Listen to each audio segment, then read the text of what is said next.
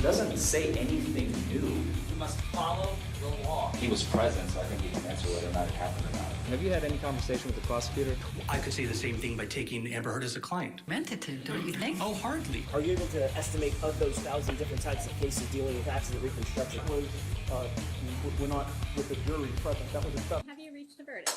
We, the jury, find the defendant not guilty. Not guilty. Not guilty. Not guilty. Not guilty. Moving on to we're still in our jury selection phase. The attorneys are going to be asking you guys some questions. Again, I'm just asking for your attention to those questions, including everybody on deck. This is when I try to use a topical sports reference. I don't know anything about football. I guess you're on the sidelines. I know that about football. Y'all are in the game. Y'all are on the sidelines, but you need to be ready and know the plays to be put in. So pay attention, play along in your head, answering the questions in your head, but you don't need to necessarily raise your hands or shout out an answer because you're going to be talking to these folks. So I will pass the jury to Ms. Hines to begin her questioning. Thank you, Your Honor. May it please the court, counsel. Morning. My name is Crystal Hines, as you know, and I represent the Commonwealth. I'm the Trimble County Attorney, and this is Mr. Josh Clubb. He's the Assistant County Attorney. And so this is our time where it's known as voir dire, and so it is, excuse me, French to speak the truth. And what that means is this is going to be your all's opportunity to where you all can talk to us. So we're going to ask some questions. And if you feel a certain way about something that one counsel, Mr. Forman, myself, might ask you, then this is your time to talk up, because our job is to make sure that there's a fair and impartial juror sitting in this box before we go forward with evidence. So everybody okay to tell the truth? And know something, say something. You know, if you feel something, tell us, okay? Again, this isn't to embarrass anyone. So if I say something and you're like, well, I want to go to the bench, we'll use the white noise and we'll talk as low as possible, and we'll try to figure out what the issues might be and try to assist accordingly. Okay, the burden of proof is going to be on the Commonwealth throughout the whole entire time of this trial. And so, although I won't tell you all the facts of the case in this process, I'm going to say a little bit about it to kind of see what your mind is thinking. He's presumed, Mr. is presumed innocent until we prove otherwise. So everybody agree with that? Okay. So if I were, let's say, Mrs. Howard, if I were to ask you right now, how do you find Mr. innocent or not innocent? Guilty or not guilty? Not guilty, right? And why? Not to put you on the spot, but to put you on the spot. Not to put you on the spot, but to put you on the spot. Is it because I haven't provided any evidence? Correct. Okay, everybody agree with that. So you're looking at Mr. He is not guilty at this time, correct? Okay. So everyone here agrees that you're going to hear the evidence of the case and you're going to be able to make a verdict. So if we are requesting you impose jail time, is there anybody here, jury-wise, that would not be able to do that? Whether or not somebody's convicted of a crime, I cannot put anybody in jail. Anybody say that? No? Okay. Anybody, I know that sometimes people have beliefs where I can't find, this is a God thing, only God can judge, I can't, or something of that nature. Anybody here say I cannot judge anybody, so I would not be a good juror? Okay. And I'm sorry, I'm not ignoring you all, but as Judge said, these questions that I'm asking them, keep it in the forefront of your mind, because in the event one of these jurors are excused, then you're going to come up here. So if you have something to say in regards to something I've asked, then raise your hand and let us know, and we'll address that situation. Your Honor, I do apologize to interrupt the flow of counsel, but I have an unrelated question to the court. Okay, come on up. Let's go on right there. Yes. So I just wanted to make sure, I don't know if you know, but there are a few gentlemen, I mean, we met one of them, and there's another gentleman seated in the jury deliberation room. Mm-hmm. Are they going to be part of the trial, or are they just observing? Observing. Okay, I just wanted to clarify, because I saw them earlier, but I forgot to ask the question of the court. Yep. Thank you. All right. All right. So now let's get into some dirty things here. So I've been the Trimble County Attorney, I'm going on 12 years. Have I ever prosecuted one of you all or someone you know and you think, oh, she's awful, she's ornery, I don't like her. Anybody have that opinion? If I've prosecuted you before, or, okay, Mr. Reed? Under the prosecutor, I don't think it was unfair. I have no other ideas about it, I guess. Okay, so you have no beef with me? Okay, that's good. So would you be able to listen to the evidence and make a decision based on the evidence? All right, thank you for your candor, I appreciate that. Okay. Do any of you all here work for the Kentucky State Police or other branch of law enforcement? Do you have a spouse or something, a kid, a child, anybody that's really close to you? Okay, Mrs. Camille, your son, okay, and your son's Josh Jamil? Yes. Okay, would what he does affect your ability to hear the evidence and not think about him on duty or the cases that he's maybe discussed with you? Would you be able to hear the evidence here today? Yeah, I would. Okay. We keep a very much separation. Okay, that's probably good. Definitely. Both of us. All right, okay, good. Does anybody here hold a grudge against law enforcement? Like they stopped me and said I was going 15 over and I know I wasn't. Anything like that? All right, now be honest here. Okay, all right. And Judge asked about Trooper Bradbury. So nobody has any affiliation. You've not been stopped for speeding 15 over and you know you weren't. Anything like that? No, okay. Anybody here have a current pending criminal case? No? Good. All right. So the evidence on this case, I'll tell you just a little about it. So November 18th, 2024 is when this incident occurred around 12:22 a.m. Most people here were probably sleeping by then, and if you're like me, you can't remember what you had for breakfast yesterday. So does anybody know anything that might have happened around that time, specifically in front of the Milton Liquor and Smokers downtown, where the BP gas station is and the Dairy Queen? It's kind of right there in the middle. It's the liquor, Milton Liquor and Smokers. If I'm saying that right. Anybody know anything about anything happening that date and time? Okay, all right. That's good.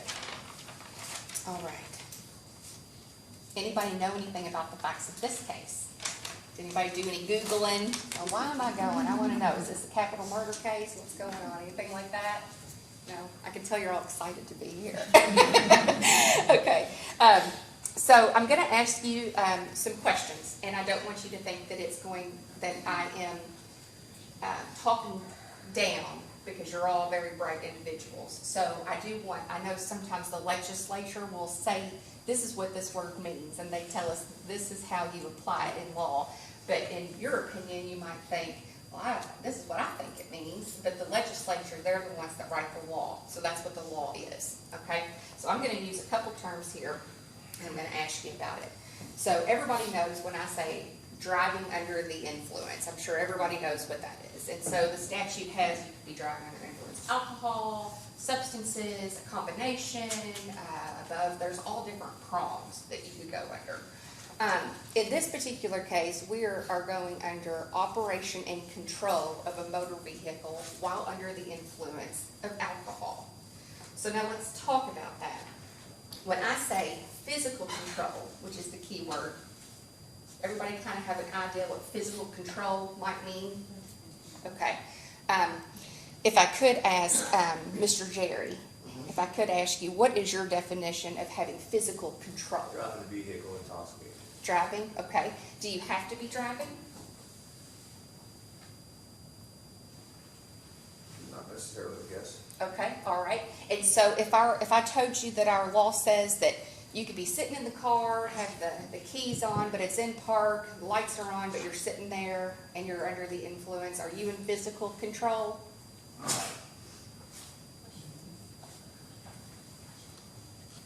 See, it's a humdinger, isn't it? Yeah. That would be more, More to go on. Okay. All right. Well, I'm going to ask everybody here, and I'm sorry to put you on the spot, but I got to have y'all talking, so that's how I do it. So I'm going to ask a few of you all more, if you could just kind of let me know. When I tell you that the law says physical control of a vehicle, and it could be you're sitting in the car, lights on, vehicle on, but it's in park, if that could be physical control, does anybody disagree that that is what physical control means under the law? Anybody have a problem seeing, did you want to say something? I mean, I think you may not be operating, it's control, so you're in, a driver's seat, you could drive off any moment, you're in control of the vehicle, so I think that would be fair, I would think. So you believe that you could be, like, even if you're sitting there, you believe physical control, you're in physical control? Like if you have, like you're saying, the keys and you're in the driver's seat, then I think you're in physical control of that vehicle or whatever you have, so yeah. All right, Mr. Sutherland, everybody agree with his definition on that? Anybody think, well, I don't know if that's physical control? Anybody have anything, any thoughts or anything? Okay, all right. So another part of that statute is to be in operation and physical control, okay? So in operation, keys are on, the vehicle's on, keys are turned, lights are on. Is that control, I'm sorry, can't talk. Is that being in operation? Anybody agree otherwise? No? Okay. I know it, I definitely am not saying, I gotta break this down, but sometimes you do because legislatures have different definitions. So everybody here is clear that operating and being in physical control while under the influence of alcohol, you could get charged with a DUI under our law, okay? You don't necessarily need to be driving. Anybody have a problem with that? No? Okay, all right. Now, Mrs. Adams, I'm going to pick on you. I know we have two Mrs. Adams, so Miss Jean, if you were at a restaurant and you were having dinner and you had a glass of wine, would you be able to drive your vehicle? I've never drank, so I don't know. Okay. I would assume. You would assume not. Okay. But let's say that you did. Is it illegal, do you believe, to have one drink at a restaurant and then go and drive? Probably not. That's exactly right. So under the law, yes, you can go to dinner or wherever and have your drink and then you can drive, and there's no problem with that unless you're under the influence of that alcohol. So if you are under the influence, under the law, you should not be driving, okay? If one drink does it for you, then don't drink and drive, kind of thing, okay? Let's see here. Just to ask, Miss Shelley, how serious do you think that it is to operate a motor vehicle while under the influence of alcohol? Very? Okay. Do you think that, we'll strike that. I'm gonna go on. Anyone here feel that it should not be against the law? Okay, all right. Anyone here, again, I just kind of want to go on those nuanced words. Anybody here think that sitting in a car, not driving it, but being in operation and control of the vehicle, drinking, do you feel that that is a potential serious crime? In the driver's seat with the keys? Yes, sir. Thank you for clarifying. I appreciate that. But yes, everybody agree that's serious. Okay. How many of you here have seen somebody under the influence of alcohol? I'd say we all probably have. You can turn on the TV and you can see it, right? Okay. Mrs. Snow, how did you know that person was under the influence of alcohol? A lot of times it's just by the way they act, like they kind of act a little off, a little out of control, a little silly, angry. Just depends on the person, really. I think alcohol affects people differently. Did you see anything like maybe with the eyes, their movements, their breath? anything like that to give any indication? Probably on different occasions, a little bit of all of that, yeah. Okay. You can, sometimes you can smell it like a mile away on their breath, sometimes they can be stumbling, you know. Okay. Now, in those particular situations, did you need a blood alcohol test or any kind of a breath test to tell you, yep, they're under the influence? Did you need anything like that? No. You just knew they were? Okay, all right. Same questions, Mr. Alley. Did you, you may repeat all that? Yeah. Okay, I will, because I go kind of fast. Sometimes you have to say, slow it down. So have you seen anybody under the influence of alcohol? Oh, Okay, and how did you know they were under the influence? Smell it, the eyes be red. Did you say, hey, come here, blow in this, or let me take some of your blood? Okay, but you just knew they were under the influence of alcohol. Okay, all right. So how many here believes that the Commonwealth has to have a breath test or a blood test to show that somebody's under the influence of alcohol? Who here says you have to have that or I will not be able to make a finding? So under Kentucky law, if I told you we don't need blood, we don't need breath, then you would be able to make a decision based on the evidence presented without those tests, correct? Okay. Are you sure? Tell me, talk to me. I probably have to hear more. Okay, you have to hear more, okay. So do you think that maybe, I mean, it would bolster the case more to show more probability of a DUI if we had one? Is that kind of where, I'm putting words in your mouth, but I'm reading your face. So that's fair, but you believe that we would have to have the test. Do you also believe that we might not have to have a test? I don't believe you have to maybe have the test, but it depends, I guess, what is said later that might make me think, oh yeah, or I'm not sure, you know, I don't know. Okay. Can I say something about that? Yes, too? ma'am, please. I feel like that, I feel like legally that you should have like a blood test or breathalyzer because somebody might have a different perception of somebody. I mean, somebody could, per se, be having like a medical emergency or something and you just don't know. So I kind of feel like maybe just to make sure that they should have a test. Okay. Now, if I told you, and I'm not picking on you, so I'm gonna talk to everybody, but if I told you all that the law says we don't have to have a test, would you, well, I'm gonna pick on you. Okay. Would you still follow what the law says versus how you feel? Yes. Okay, all right, okay. All right, everybody else feel that same way? All right, good. All right.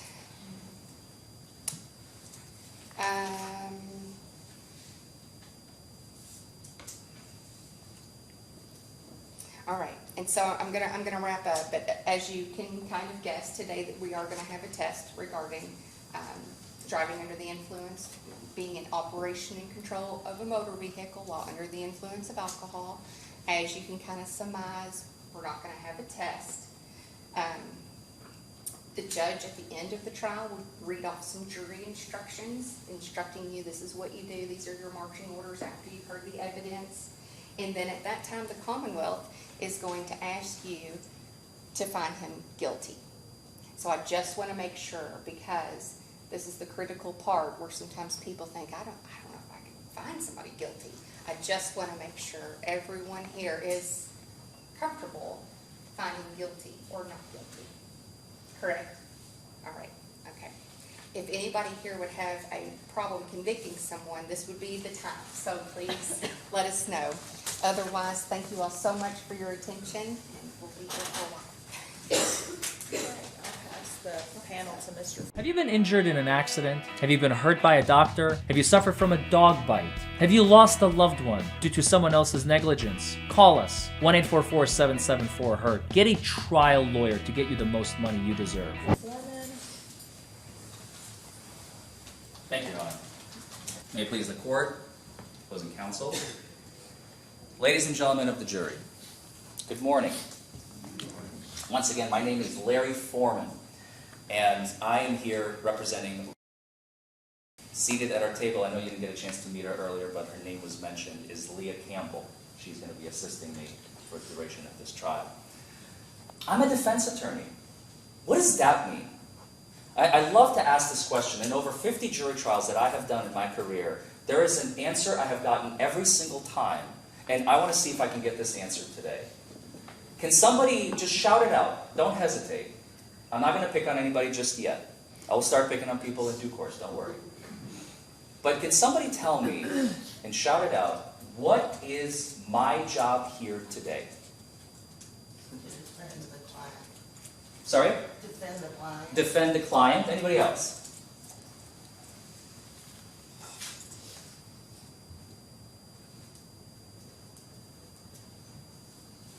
Go ahead, don't be shy. Information processing. Sorry? Processing information. Processing information. That's a new one. I like that. What else? What is my job here today? What am I doing here? Why am I in the room? Free your client. Prove his innocence. Prove his innocence. Who said that? Prove his innocence. Hey, that's the answer I always get. That's the one I've been waiting for. Thank you. I don't even know your name. Sonia. Thank you, Sonia. To prove his innocence. Who agrees with that? And all the hands go up. Does anybody want to tell the rest of the class He's innocent. why? He's innocent until proven guilty. Mr. Sutherland, he's innocent until proven guilty. So it's the Commonwealth's duty and job To prove his guilt. to prove his guilt. Yes. And so then your colleagues are saying, it's my job to prove him innocent. Do you think that's correct? Technically, no. Technically, no. Tell us more. Why? Well, it's, like I just said, it's your job. They actually have to prove that he's guilty of whatever charges. So if they don't prove anything, you're just sitting there, and they don't say anything, any evidence that sways, then he should be innocent. I mean, there's not really much. I think that saying that you have to prove his innocence is more of a cliche, I would say. I don't know that it's not really accurate. It's more of a cliche. Sorry, did somebody say something? I said third world. I can't hear. Third world. Third world? If you have to prove his innocence, it's third world. Like communism? Yes, because Not anywhere else capitalism. they're guilty unless proven innocent. So in some countries, the burden is flipped, Exactly. right? Mr. was communist Russia, for example, he would be guilty in the eyes of the law until I prove his innocence to the court or to a jury, which I don't even think they had juries back then, but whatever. Is that what you're saying? Do you all see the distinction? And I want to talk about that a little bit. So, because I get this answer every time, so please don't feel bad. It is, the government's job is obvious. It's written in the books, right? Ms. Hines is here to provide sufficient evidence, if she can, to convict Mr. Right? It's her burden. And as Mr. Sutherland has just pointed out, so aptly, and I thank you for that, Mr. Sutherland, we don't have a job at all. I do not have to prove anything to you all. I don't have to prove his innocence, and the law does not require me to do any of that. As a matter of fact, when you get your jury instructions, and I know I'm jumping ahead, but there's a reason I'm doing this. When you get your jury instructions, you're going to get a lot of language, but I just want to read one sentence for you all. If upon the whole case you have a reasonable doubt that Mr. is guilty, you shall find him not guilty. And that language, reasonable doubt. Unfortunately, the law in Kentucky, unlike some states, does not allow me to define it for you. But does anybody want to kind of tell me in their own words, what do they think reasonable doubt may mean? If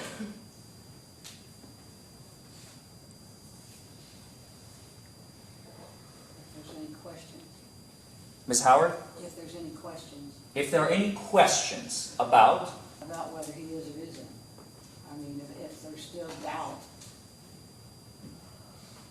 then you wouldn't be able to really make a solid decision. did everybody hear Ms. Howard? If you have a doubt, you may or may not be able to make a decision. And if you're unable to make a decision, what must your verdict be? You can't make a decision. Not guilty, right? It's beyond a reasonable doubt. Anything that falls short of that is a not guilty, right, Ms. Snow? Right. Mr. Alley, do you agree or disagree? I agree with You agree? Why? you. Well,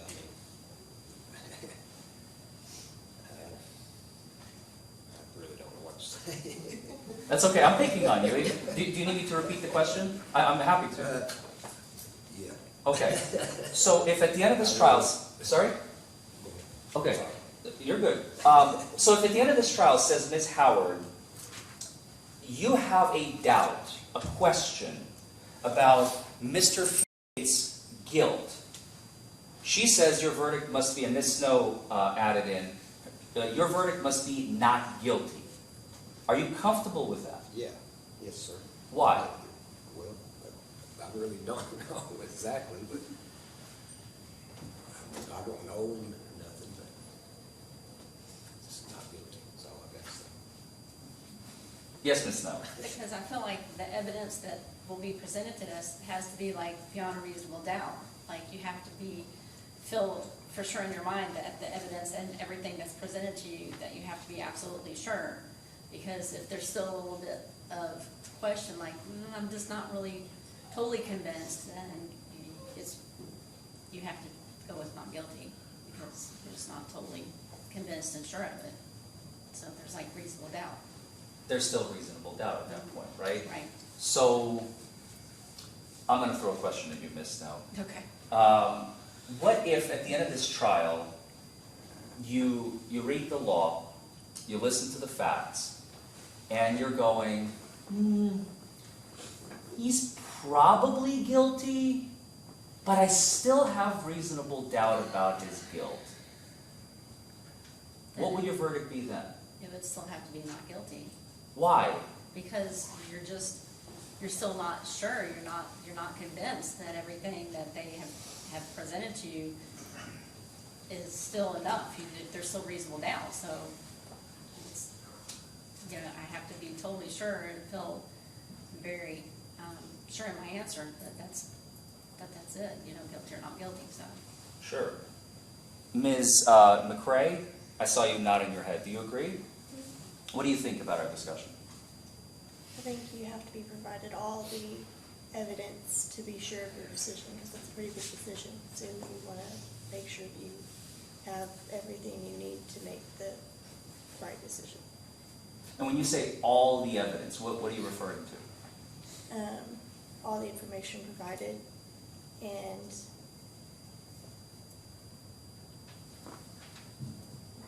if you're unsure, you'd have to probably be, say not guilty, because you don't want to be, 50-50. Oh, you don't want to be 50-50. Yeah, you want to be sure of your decision. How would you feel, Ms. McCrae, if, and in this case, we only have one witness for the prosecution, and that's going to be the officer seated between them. But theoretically speaking, let's say this was a trial of 15 witnesses, okay, and we would be here for a whole week. And a witness would come up to this witness stand, and they would testify on direct examination, and Ms. Hines would ask questions of the witness.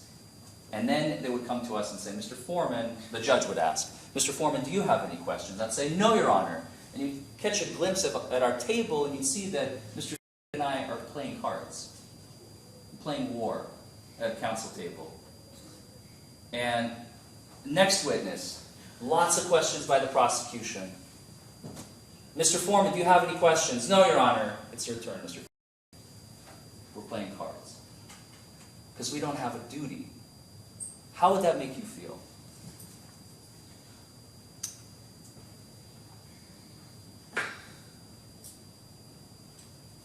I mean, I would be,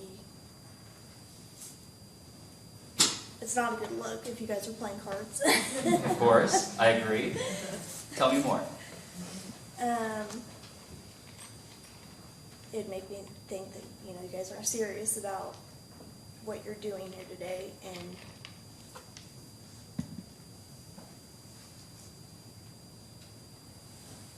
I don't know. That we're not serious about what we're doing here Right. today. But, despite all of that, let's say you're listening to the evidence, and witness after witness after witness, we're being asked, do you have any questions? No, no, no, Your Honor, no, Your Honor, we don't have any questions. But by the end of the close of the evidence, you still have a reasonable doubt about Mr. guilt, and we haven't said a word. But the government has not proven its case that Mr. is guilty beyond a reasonable doubt. What must your verdict be? Guilty. Guilty. Why? I don't know. Repeat the question. I'm sorry. Sorry. Okay, maybe I stumbled over my words, and I Sorry. apologize. Let me clarify. So the scenario: 15 witnesses. We don't ask a single question. We don't say a single word, and at the end, you go back to deliberate. Ms. Hines has not proven her case in your eyes, even though we didn't say a word. Right? Because imagine the way I like to picture it for the jury to understand how important and difficult the government's job truly is. You ever watch cartoons as a kid? Right? Everybody has, I imagine. You remember those giant cartoon Acme anvils that would drop on like Wile E. Coyote? That's what they have on their desk, basically. That's how heavy their burden is. It's a multi-ton anvil, if you want to picture it, if you want to visualize it. We have a clean desk. Okay, Ms. McRae? We have no burden whatsoever. We don't have to prove a single thing. So again, I go back to the question. With their heavy, 25-ton, whatever you want to imagine, burden, to prove their case beyond a reasonable doubt, we haven't said a single word. You are, with your fellow jurors, the 6 of you, that will go back to deliberate. In your minds, you have a reasonable doubt, in your own individual mind, because I can't speak for your fellow jurors. You're doubting. You're like, well, I see where she's going with this, and maybe, I'm not sure. I have a doubt, and it's reasonable. What must your verdict be? Not guilty. Why? Not guilty, right? Is that what you said? Yes. Why? Because you still have a doubt. You're still questioning your decision. Now, you may dislike us because we are not taking it seriously, playing cards over a council table, and I wouldn't blame you for that one bit. But you're going to walk out of here pissed off at our table, but still voting not guilty, right? Mm-hmm. Mr. Is it McCain? Yes. Do you agree or disagree with Ms. McRae? I'm a little bit mixed. It could just be the fact that one person could have missed some evidence, whether it be just missed a small little sentence or even a paragraph. Whether or not, like you go in there, you go to the jury box, and everyone talks about it, and you just had a conversation over it. One other person could be like, hey, this is actually what really happened. This is how the evidence was portrayed. Couldn't always be guilty or not guilty. If one person missed, another one will hurt. So you're saying you all collectively, the 6 of you that may end up chosen to deliberate on this case, you may go back to the jury room and one of you will say something and then the other will say, wait a minute, I don't remember that in the trial. Right. That sort of thing. Yes. I'm sorry, I see your point. That's not exactly what I'm talking about, but let me ask you a question based on what you just said. Okay. So let's say this situation does happen where one of the jurors, I don't know, let's make it chaotic. I'm sorry, you guys. One of you fell asleep okay? You only had 2 hours of sleep the night before, and look, we're not going to fault you for it. I get it. We're all humans, and we all have jobs, and we all are coming here from different places, and I actually have had that happen before. Not for long periods of time, but, you know, sometimes you doze off, especially if the evidence can be boring, and if the trial is long and expert witnesses testifying. None of this is going to happen here. We're going to be done in a few hours. But theoretically, you could have a juror that missed something, and they need to be educated by the rest of the panel. But let's say at the end of that discussion, the juror maybe thought, oh yeah, he's absolutely guilty, I believe beyond a reasonable doubt. But then you educate that juror because you listen to all of the evidence, and you go, actually, you missed this part, buddy. I hate to say it, I don't want to be the guy to break it to you, you will say, but you actually missed this piece of evidence. And they go, oh my gosh, I had no idea. And then what would your collective verdict be at that point? It would just change the opinion, and whether or not it would change to whether they think guilty or not guilty, whether they have reasonable doubt or not. Right. Okay. Going back to, I'm going to pick on somebody else. Ms. Johnson? Ms. Johnson, so with respect to my responsibility, how do you feel about the fact, and by the way, I just want to say, we are going to be doing something, folks. I know a lot of people start thinking in their heads that, is he really going to be sitting there playing cards? I'm not. I am making it an extreme example for a reason. Okay? Because with the building that we are in right now, I like to refer to it as a building of law, or a building of justice, whatever you want to call it. Right? When you go to church, does anybody go to church? When you go to church, Ms. Howard, it's the temple of God, right? I don't know if you refer to it as such, but it's the building of God, the temple of God. What kind of language would you use for that building? I would say that building is a place for the people who are the temple of God, going to worship Him. I like that. Give praise to God. I like that a lot. And to make a comparison, to make a parallel, this building, just like a sanctuary that is the church, this is a sanctuary for the law. Okay? And it has certain rules that you have to follow. And by the end of this trial, you're going to find out what those rules are. The judge is going to read them to you, and Ms. Hines and I are going to be explaining them to you, each giving you our version. So, Ms. Johnson, with respect to our duty, my responsibility as the defense attorney in the room, the fact that we don't have a burden, how does that make you feel? It's the law. He's innocent until proven guilty. So It's the law. He's innocent until proven guilty. Okay. Does anybody, I'm going to pick on somebody else. Ms. Purcell, do you agree or disagree with Ms. Johnson? I agree. Why? Because if you're not 100%, if you don't feel that he's guilty or not guilty 100%, then he should be not guilty. If he's not guilty 100%, then he should be found not guilty. If you don't believe from the evidence, sorry, say that again. I don't want to put words in your mouth. Right. So if I'm not 100% one way or the other, he's not guilty. If you're not 100% one way or the other, Mr. is not guilty. Correct. Ms. Stubbs, do you agree or disagree with Ms. Purcell? I agree. Why? You're supposed to decide a reasonable doubt that the person is guilty or not guilty, which means that you gotta be for sure. You got to be for sure. Why? It's somebody else's life for one reason. You don't want to make a bad call. You want to make sure that you've got all the proper information you needed to make that decision. Because at the end of the day, he could be going to jail if you find him guilty, right? Right. A person's freedom is at stake. Yes. This is not a civil case. I think we've already all established that. This is a criminal case, right? Sorry, Mr. Forman, Ms. Hines approach real quick.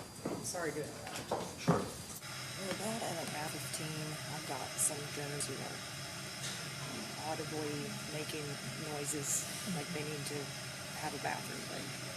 So, would you have 5 more, I'm presuming you have more time. It might be a little So bit longer. I think I want to give them a break. Sure. Just because I know that some folks in the gallery are starting, their attention span is starting to, because they're so uncomfortable.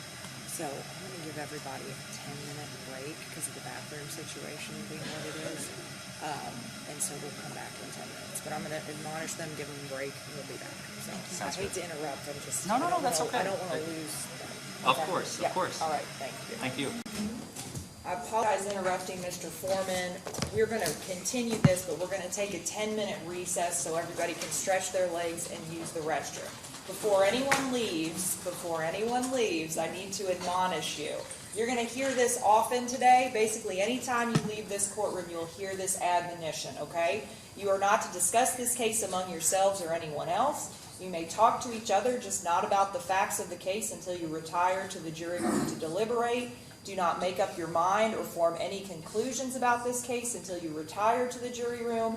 And if anyone tries to discuss this case with you, you are to notify the court immediately. Keep your badges on. That's how anyone in the courthouse knows that you are jurors and you are not to, engage in any discussions about the case or anything I just said.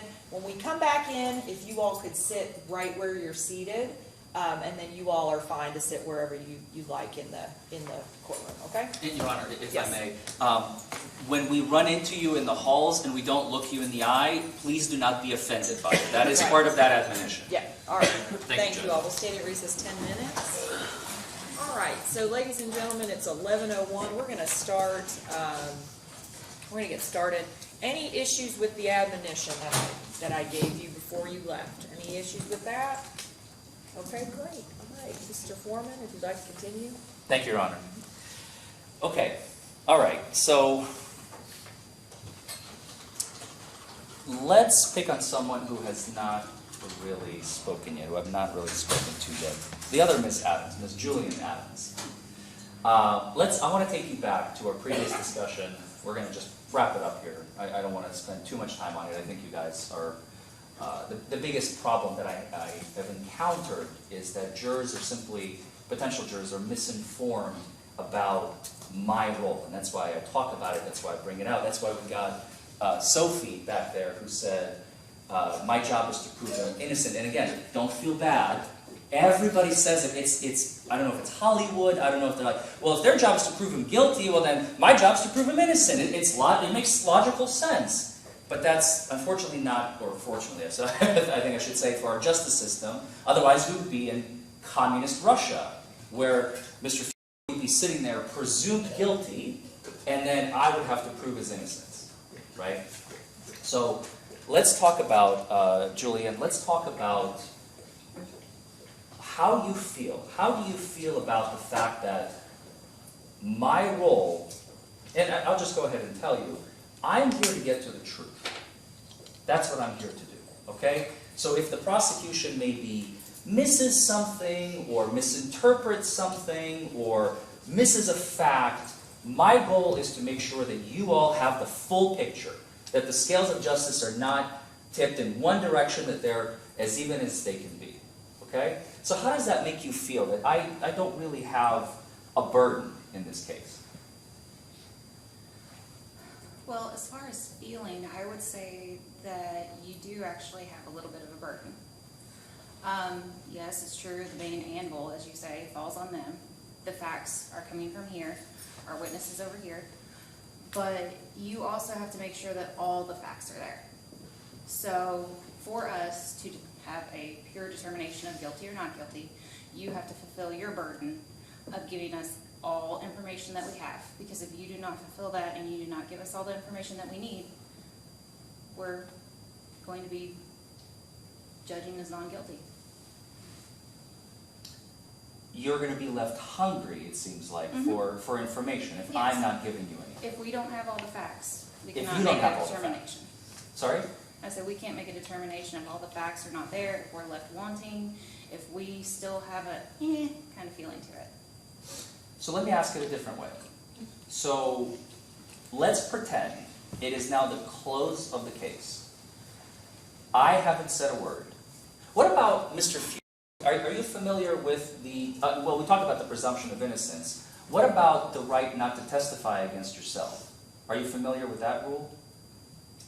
Enlighten, please. Sure, absolutely. That's why I'm asking. It's not, I'm not expecting you to know anything. I'm here to educate. So that's why I'm asking, so I don't repeat something that you already know. In our criminal justice system, a person that is being accused of a crime, and I'm sure you've seen it time and time again, does not have to take this witness stand to testify against or for their interests if they choose not to do that. Is everybody familiar with that rule? Does that ring a bell? Vaguely. Vaguely. Yeah. Ms. Howard says yes? Anybody says no? I'm not familiar with that rule? Raise your hand. Don't be shy. I want to hear from you.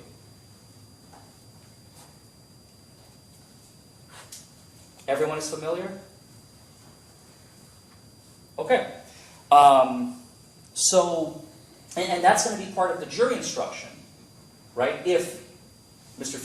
does not testify, the judge, not me, not Ms. Hines, the judge is going to instruct you that you are not to consider his lack of testimony in any way, shape, or form when you go back to deliberate. Does that start ringing any bells? I'm going to add to that. See, I'm always going to extremes because it makes the questions interesting.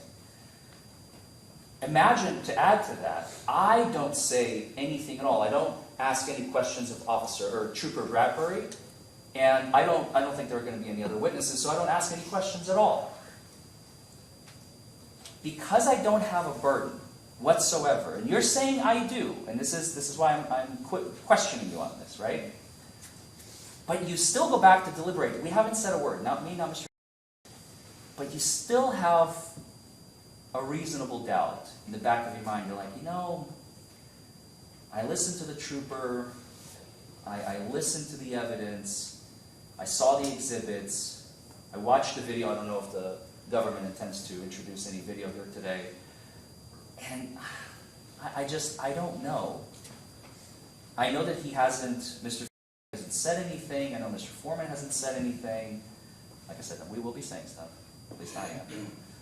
And how would that make you feel then? Because you said, you do feel like I have a burden, but even if I don't say anything, does that in any way change your opinion now when you go back to deliberate? Because in the back of your mind, you're like, I'm still uncertain. Would that tip the scale in favor of guilty just because we didn't say anything? No. With what's provided, then still uncertain, then it'll still be not guilty. So there would still be not guilty? Right. Because if you all choose not to say anything, even though you will be, that's what we're given. So are you, because before you were kind of like you do have a burden, right? You remember you said those words. I have a little bit of a burden, but I do have it. Are you changing your mind, or? No, I believe you still have one to represent your client in whatever way you choose to. It's just a matter of how you choose to do it. What facts are presented, and that's on you. Okay, so the burden is not with respect to presenting facts or evidence. It's by simply being present and kind of keeping score. I don't know how else to put it. Is that what you're saying? Am I hearing you correctly? In a sense, yes. In a sense. What am I getting wrong? I just feel like you have a responsibility. Let's call it a responsibility, not necessarily a burden.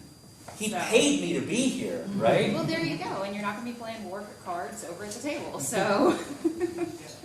You got it. You got it. Okay. We're on the same page, I think.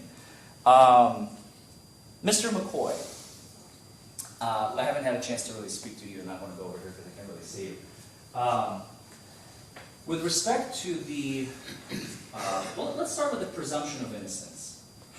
Just the concept that we talked about with your fellow jurors, I feel like I hate to say it, but it feels like they're kind of in a group and you guys are isolated over here. I don't like that. I wish there was an extension of the jury box to where you guys could sit, but I'm sorry, I didn't build this courtroom. So, Mr. McCoy, with respect to the presumption of innocence. Let's talk about that real quick.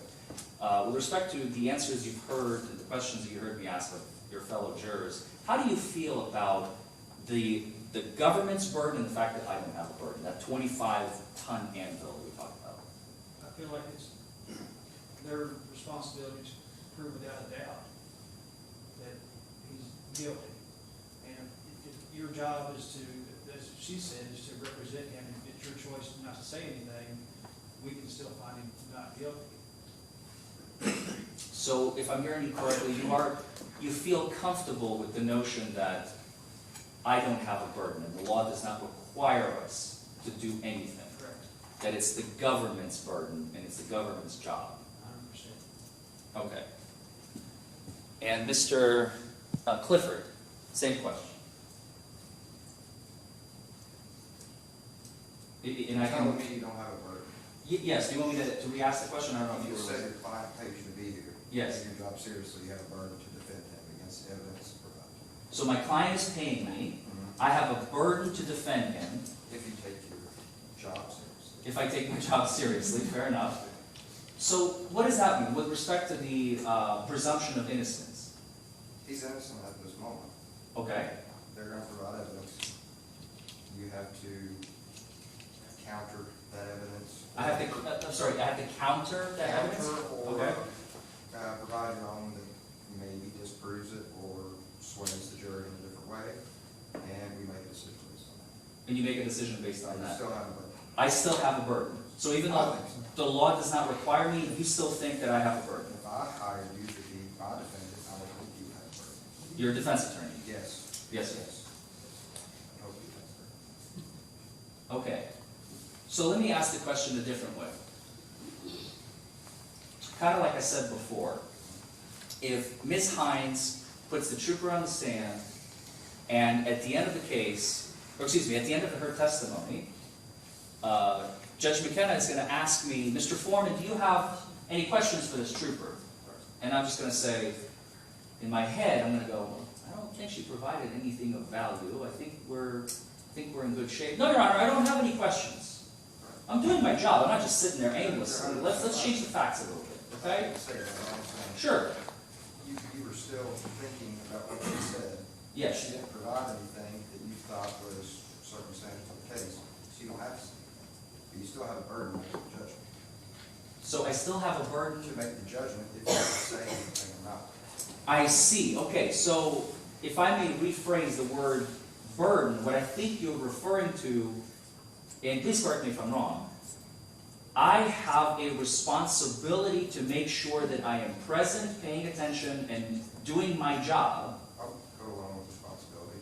The responsibility to do so, but with respect to the evidence, if I haven't said anything, and we haven't really provided any evidence, but you still have a doubt about Mr.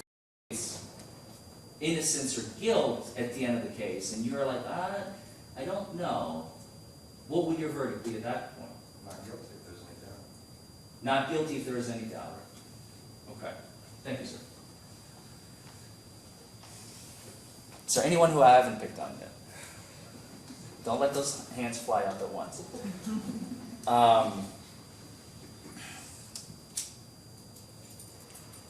Mr. Is it Kistner Jr.? It's Kistner. Kistner. Mr. Kistner, same question. How do you, just generally, I'm going to keep it simple, how do you feel about the presumption of innocence and the fact that the government has the entire burden from beginning to end of this case? I'm at the point now that, I'm waiting on to hear what they have to say first, but I mean, I'm looking at the man, and he's innocent until I hear what they have to say, basically. Mr. Forman, you've been talking too long. Can we get on with the show, please? Relax. Let's listen together.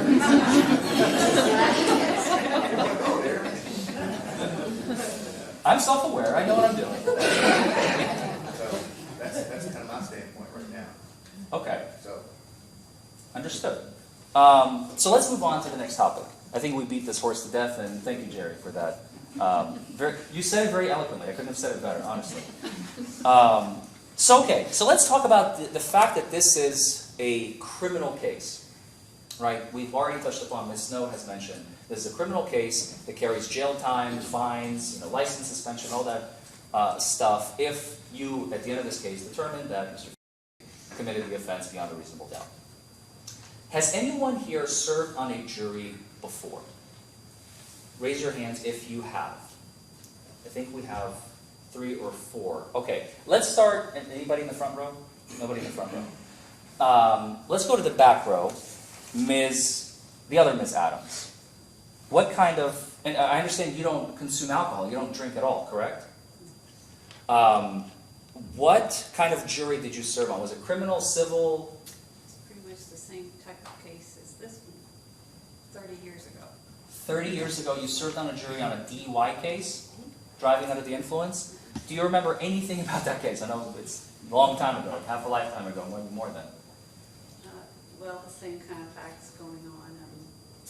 The prosecutor was trying to prove the case, and we ended up not making a decision. So they dismissed the jury, and I don't know what happened after that. Excuse me. So when you say you ended up not making a decision, did the judge end up ruling, do the words hung jury ring a bell? Hung jury or a mistrial was declared? Hung jury.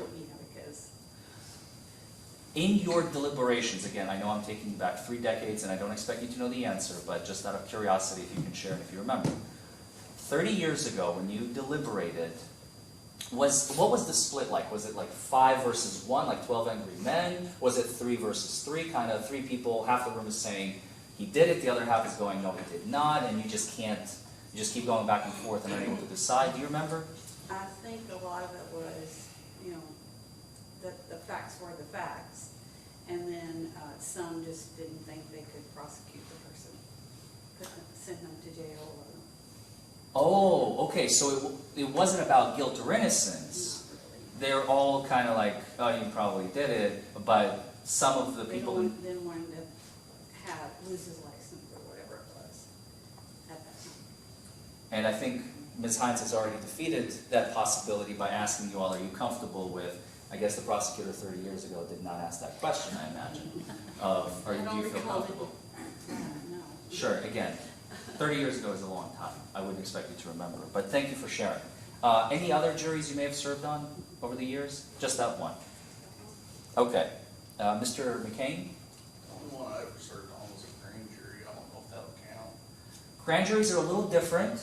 That's a much shorter process, I'm sure you will agree.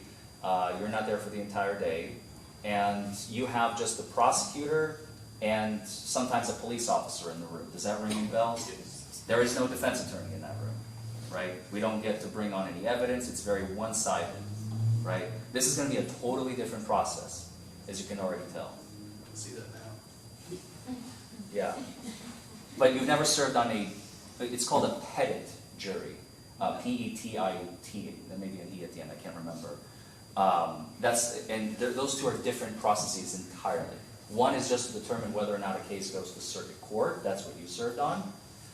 This is to decide guilt or innocence and then possibly sentencing if guilt at the end of the case. And you get to listen to all the evidence from everybody involved. Okay? Thank you for sharing, Mr. McCain. Anybody else who served on a jury? I saw a couple more hands. Mr. McCoy. Yes, grand jury.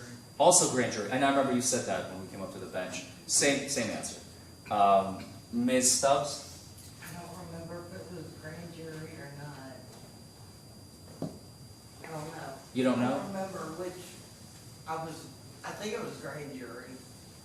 Okay. It's a small community, relatively speaking. Trimble County is a pretty small place. So I wouldn't be surprised if some of you, and I imagine maybe some of you in the audience as well, have been picked for a grand jury. Because there's only so many people to choose from. We did have to make a decision on the sentence. Okay, well that does not sound like a grand jury then. Okay. Did anybody take, was it upstairs or No, not upstairs? it was in here. It was in here. Do you remember the charges? Oh, gosh. It was like sex abuse. Heavy stuff. Yeah. And there were 12 of you, I imagine, Yes. deciding the case. Yes. Yeah, that's a criminal trial. That's a criminal trial. That is not a grand jury. And when it comes to sex cases, that is usually, not always, but if there's 12 of you, my guy was telling me there was a felony case. Does that ring a bell? A felony case. When was this? When did you serve on this? Maybe 2-3 years ago. 2-3 years ago. So it's fairly fresh in your mind, would you say, more or less?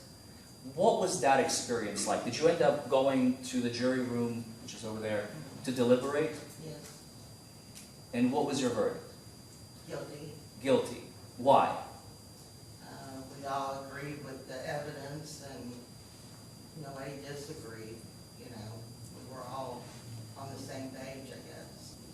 It was fairly straightforward. Yes. There was no, again, I hate to bring it up, it's literally the only example I have of popular Hollywood jury experiences is 12 Angry Men with Henry Fonda. There was no one juror saying, actually, I believe, and then you guys had to like convince them. It was all, you all walked in and you're like, yeah. It was just agreeing on the sentence and, you know, we talked about that. You spend most of your time debating and discussing what his sentence should be. Yes. Based on what you have heard, what you have seen, and in your jury instructions there were years, right? You were looking at how many years to give him and for what, or her, whoever it was.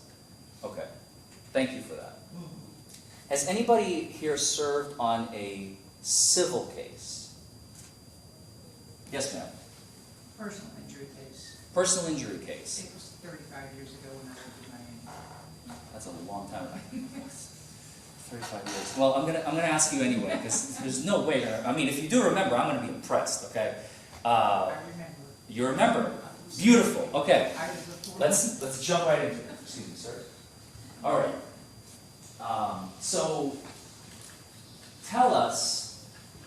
First of all, what? I know it was 35 years ago, but what was that experience like for you? It was fine. It was an all-day thing down right at the Dade County Courthouse in downtown Miami. Miami-Dade. All day. Did it last one day? 1 day. 1 day. The personal injury was in a car accident? Car accident. And the individual was injured and was suing the insurance company Yes. for dollars and cents. Yes. Did anybody go to jail again? No, no. No. Purely civil. Because it's civil. Yeah, and she was the one who was entirely responsible for the accident, but she was still suing the insurance company for injuries. She meaning the plaintiff. The plaintiff. Okay? Because in civil cases, there's no Commonwealth and defense. It's plaintiff and defense, right? Right. Yeah. So, in that civil case, do you remember, because it was not beyond a reasonable doubt, No, right? What was the language? Do you remember? I don't. That part I don't remember the words that they used, but it was not beyond a reasonable doubt. A preponderance of evidence. Oh my God! You remember? Amy? I salute you. My hat is off. The preponderance of the evidence. Do you have a photographic memory by any chance? Somewhat. I can tell. Again, you always have a first in any trial. In 4 dozen trials, I've never had that happen. Somebody remembers from that long ago. So kudos to you. So preponderance of the evidence. Do you remember the lawyers? And I could just pick on the lawyer behind you, but I'm picking on you because this is interesting. Boy, do I ever. Sorry? I said, boy, do I ever. That was the main thing that stuck with me from the trial. Because the guy representing the insurance company, it was his very first trial. Oh. And he was so bad. And the guy representing her, the driver, was like a snake oil salesman. The plaintiff's attorney Yeah. was this like a snake oil salesman. Yeah. He was good, he was slick. But we did not award her one dime. He was expecting at least $25,000. This was, again, 35 years ago. This would have been considerably more these days with $50. So personality also played a factor. And yeah, because the bad attorney really thought he'd hit a home run, but he just wanted to indict him himself. He just wanted. In spite of himself. I see. Not because he was any good at all, but because the evidence that was presented did not fly. Showed that his client was at fault for the accident, and you ruled in favor of the insurance company. Yes. Or you decided in favor of the insurance Yes. company. Okay. with respect to that language, preponderance of the evidence, did the judge explain what that means, and what does it mean to you maybe today? It's a lot like beyond a reasonable doubt, but virtually all the evidence presented swayed us over here, this way. None of it swayed us the other direction.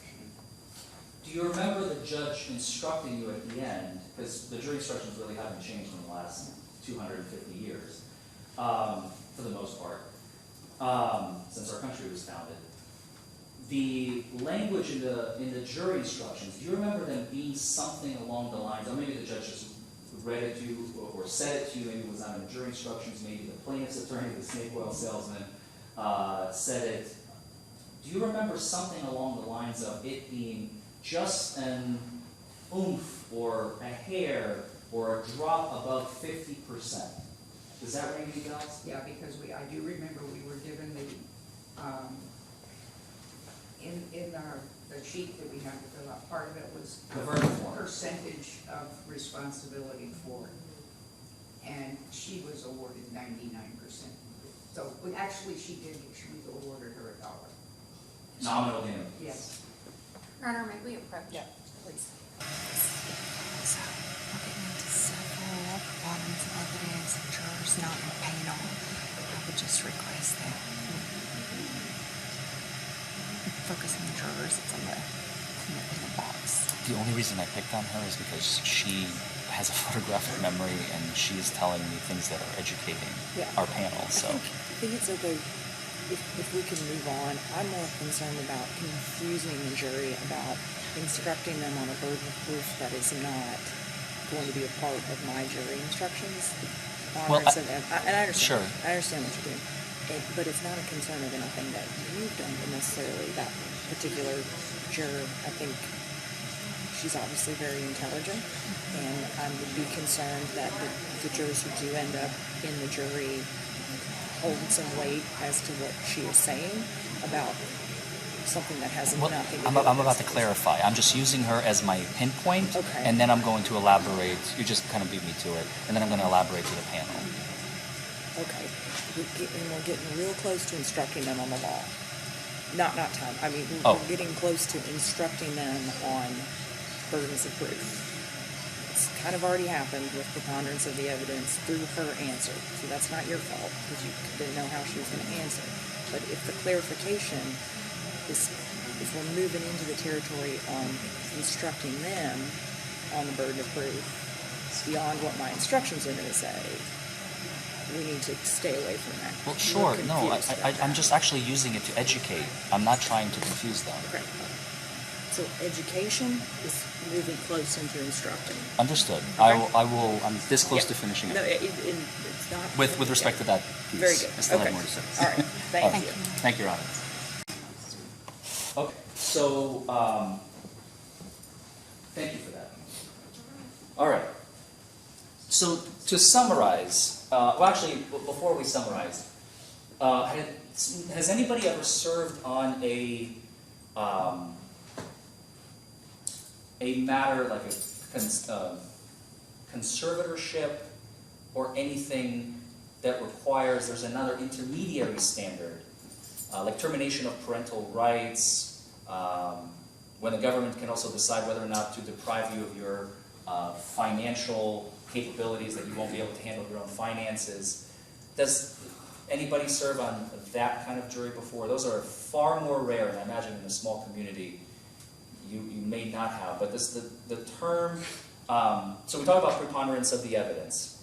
We talked about beyond a reasonable doubt. Clear and convincing. Clear and convincing standard. Does anybody, I'm looking at the attorney in the room.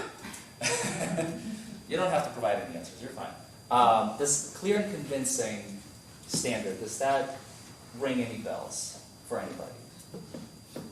So basically, in our justice system, or in our American court system, we have three distinct standards. The highest one is beyond a reasonable doubt. Does everybody understand that? There is nothing higher. Why? As we discussed, it's a person's freedom, a person's liberty, a person's life could be taken away at the end of the case. And our forefathers foresaw that. They saw the justice system over across the pond, and they decided to create a unique system that allows for individuals to determine whether or not an individual committed the offense beyond a reasonable doubt, rather than just leaving it up to the judges, right? Then you have an intermediary standard. That's the clear and convincing standard. Clear and convincing standard requires evidence from the government, not beyond a reasonable doubt, but it's not preponderance of the evidence either, because a person's children may be taken away from them, or their ability to manage their own finances. Britney Spears comes to mind, in her case with a conservatorship. And last but not least, we have preponderance of the evidence. We're going to talk a couple more standards in closing arguments, so you don't need to concern yourselves with them right now. But as far as the judicial system is concerned, preponderance of the evidence is the lowest standard that we have with respect to the court system. Okay? And that is when basically two parties decide, do I need to pay you? If yes, how much? If not, then you walk away with nominal damages, $1. If the jury determines liability, there is no liability, that the insurance walks away clean. Does everybody kind of understand that? Okay. I promise I'm almost done. I know I've been up here a lot, but these are, I think, very important concepts for people to familiarize themselves with, because we either were taught that in civics class, maybe back in high school, or we're not taught them at all. And that's my job here today. So see, I am doing things. All right. Now,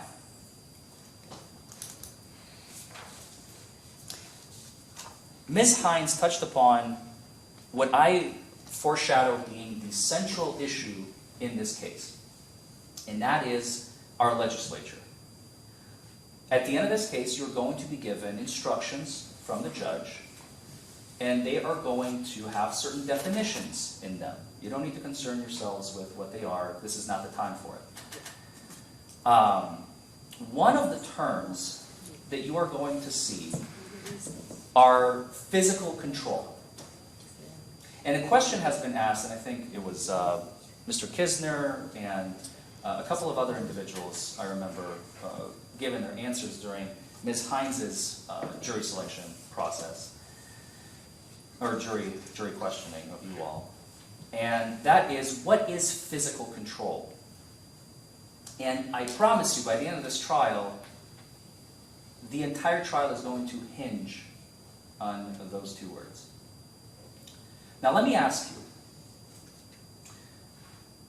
and I'm gonna pick on somebody I've not spoken to yet, Mr. Terra. Can a sleeping person drive a car? Not really. Why? Because it's sleepy.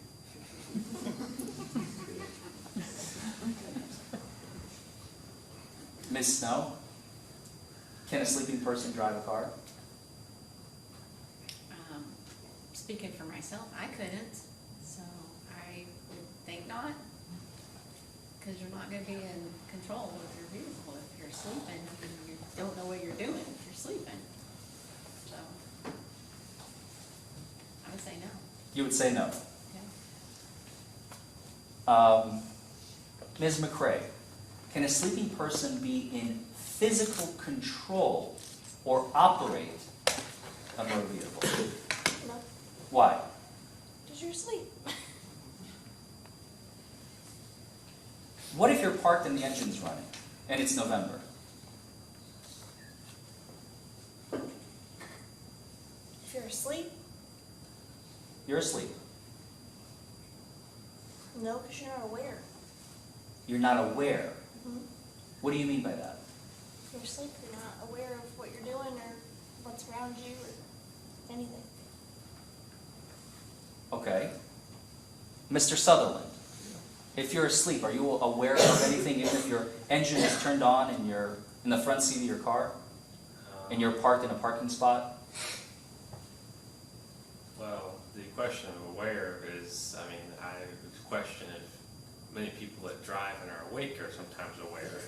So, that's a fair point. That is a very fair point. And, I mean, the only thing I would say is that without knowing all the facts of it, if you're, you know, in a parking spot, cars in park, not moving, in your sleep, I don't think you can, I mean, the question was if you could operate or be in control of a car, is that what it was? Yes. I mean, it'd be pretty hard to operate a vehicle, or even really be in any control, because someone could technically, I guess, remove control of you if you're not aware, as we're saying in this case, or if you're asleep. So I'd say you're probably not in control of that vehicle. What about the person's intent or the circumstances surrounding and how the vehicle arrived at the location? That's kind of where I was going with the other thing. That's why I'm asking. People are, you know, aware when they're driving. Well, you can technically starts going to sleep when you're driving as well. So it's a question of how did they end up in that spot? Did they, you know, fall asleep as they were going to park in that spot, or Very good point. In that spot for a long time, or, you know, a lot of questions like that. So without knowing all that, it'd be difficult to say for certain on that. Ms. Howard, same question. Can a sleeping person be in physical control or operate a motor vehicle? The engine is on, the heat is on, it's November, they're in the front seat of the car. Not cognitively. Sorry? Not cognitively, not mentally.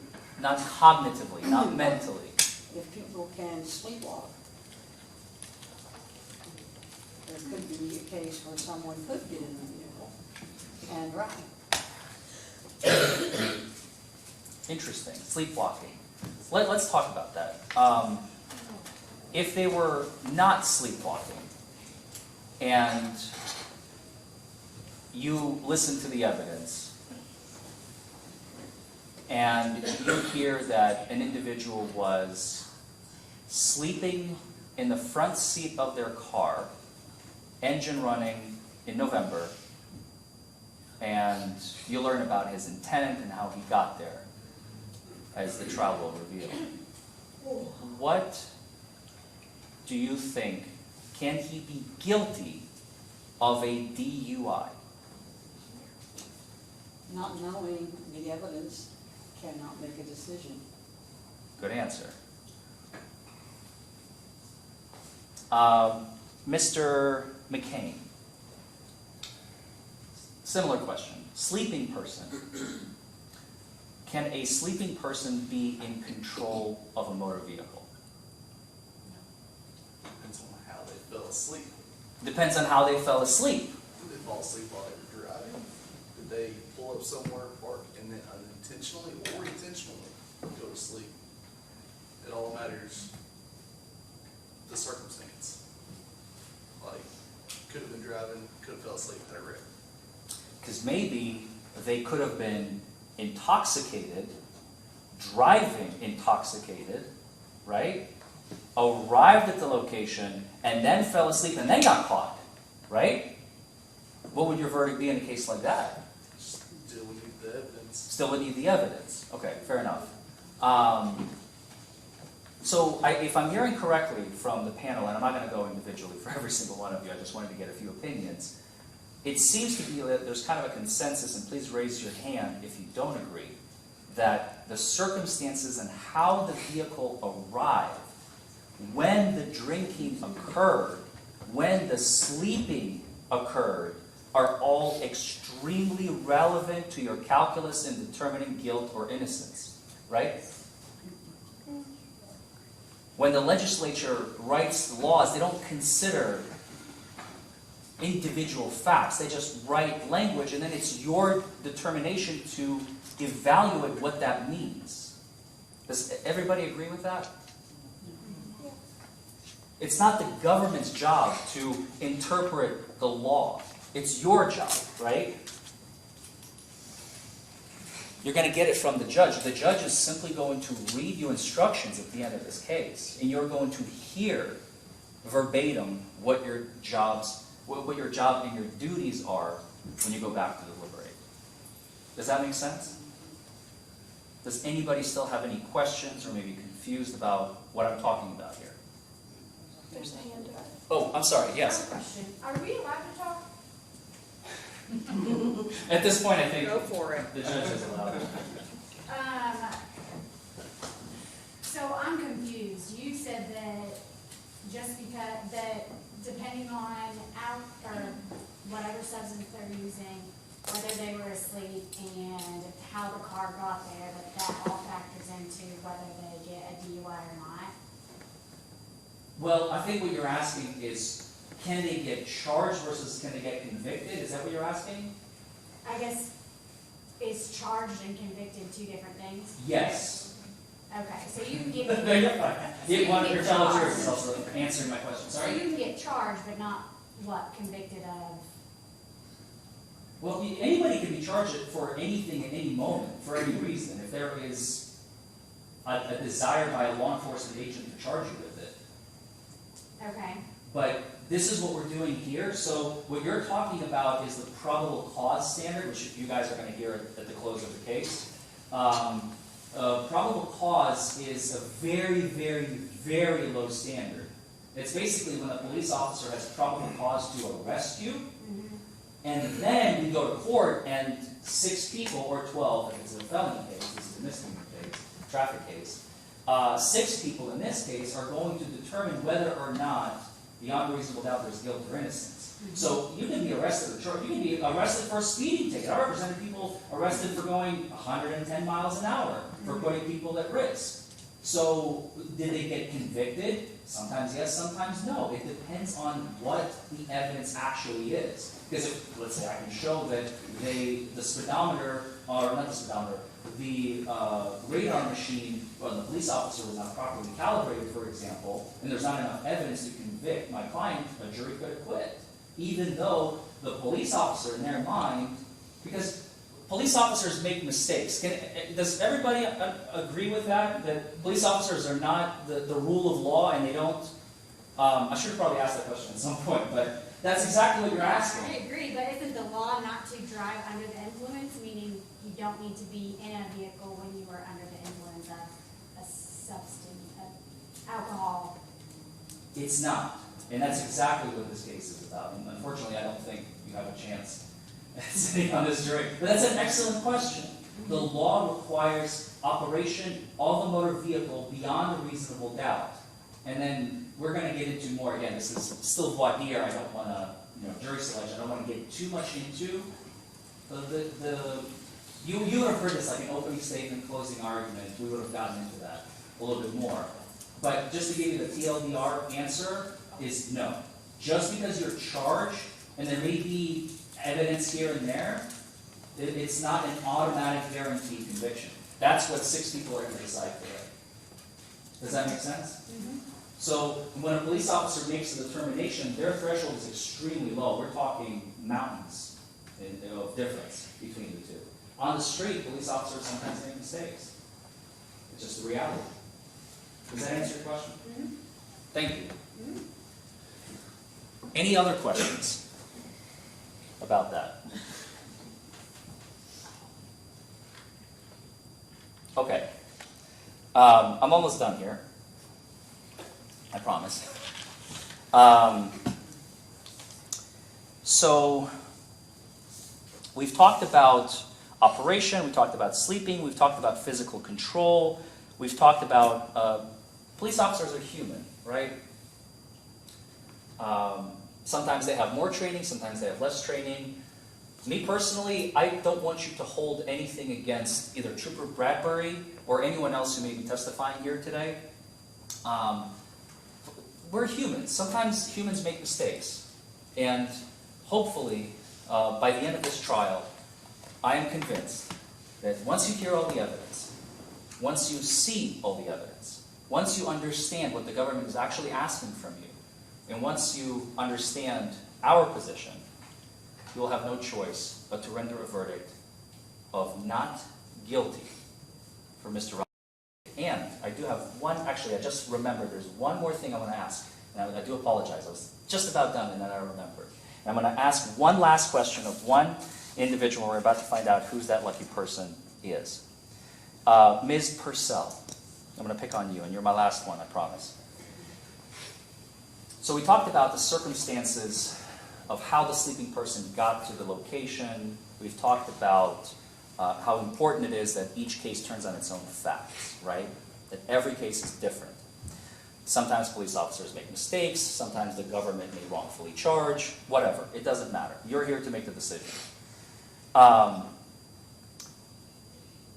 With respect to intoxication, because a lot of you are probably already have this question in your mind, and this is going to be, there's a second charge, by the way, that the government is concerning themselves with here.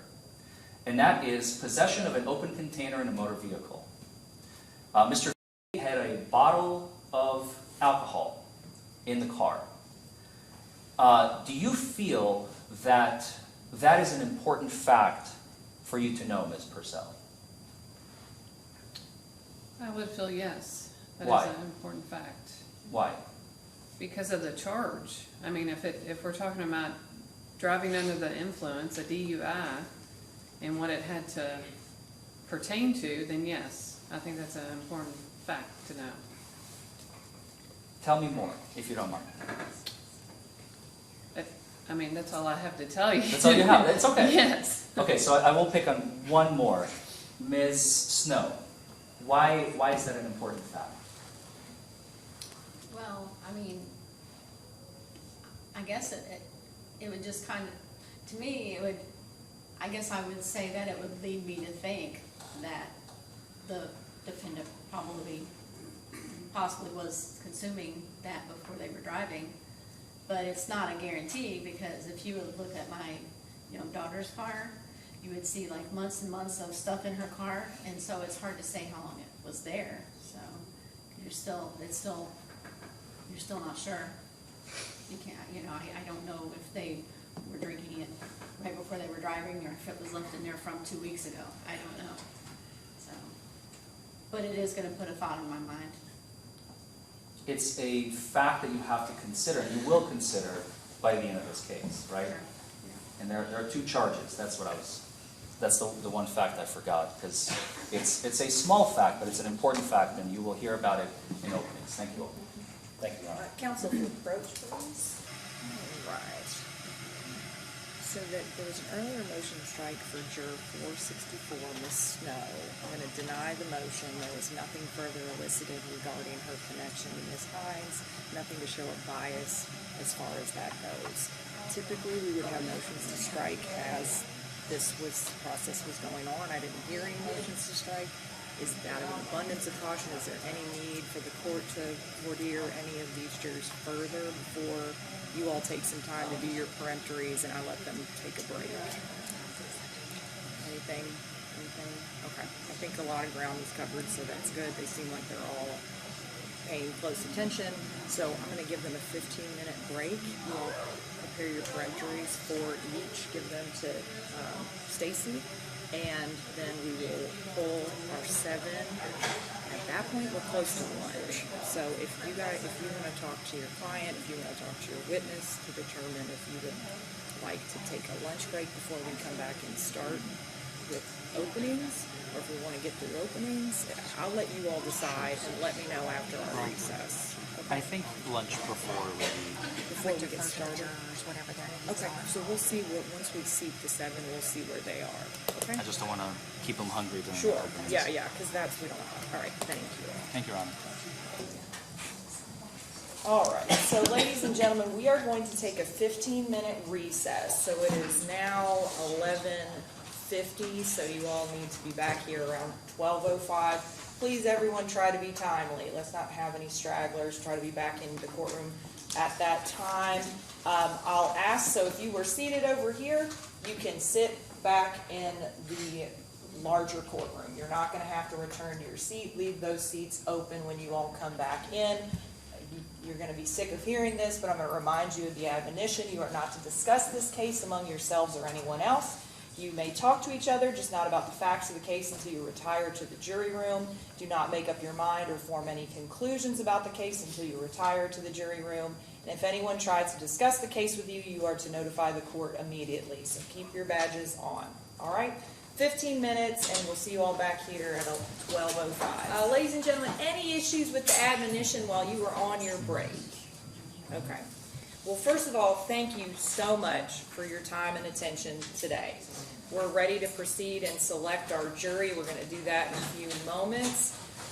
But even if you didn't raise your hand once or speak a word and you stayed quiet, although I feel like everybody participated, which is good, you have served this jury pool very well. And I appreciate you all being here. We've all had trials before that get resolved or settled before anybody speaks a word just by seeing the jury present.